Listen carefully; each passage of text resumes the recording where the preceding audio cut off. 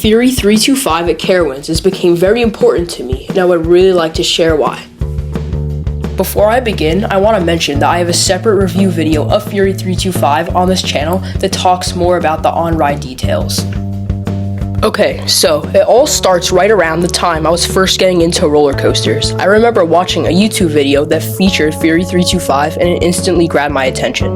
The ride was very visually pleasing, and after learning some more things, such as that it had the tallest lift hill in the world, Fury 325 quickly became my top bucket list roller coaster. It stayed that way over the course of time, and I would always dream about getting on Fury 325. And then, I had the opportunity to finally visit Carowinds on July 1st, 2023.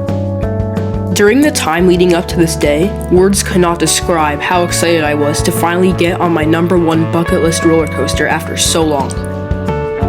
When the day arrived and I was on my way to the park, we had seen a certain news report. On the evening of June 30th, which was the evening before, a large crack had been found in one of the support columns of Fury 325.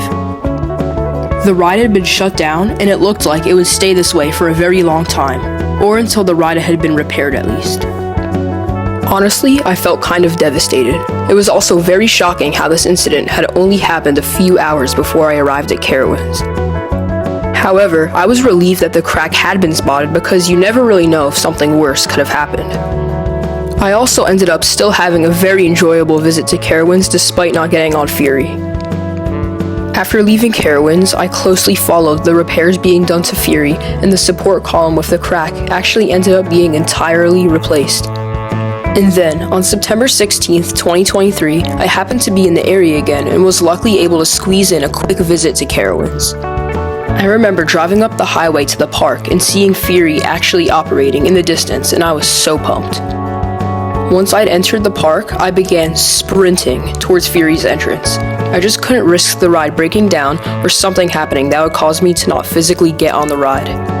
And then, of course, park employees began closing down all the pathways for a parade since it was the Carowinds Halloween event called Scarowinds. I ended up getting past the parade, but I don't really think I should get into detail about that. Anyways, I got to Fury and finally got on the ride with no other issues. And wow, what an amazing coaster that was. I pretty much marathoned it for the rest of the night, getting plenty of front row night rides. I just couldn't get enough of Fury. And as of right now, Fury 325 stands as my #1 roller coaster that I've ridden out of 114. So, that is my experience with Fury 325. I am just super thankful that I was able to get back to Carowinds so quickly, because I know that it takes years and years for some people to do something on their bucket list. And yeah, thanks for watching. Make sure to, like, subscribe, and follow my Insta.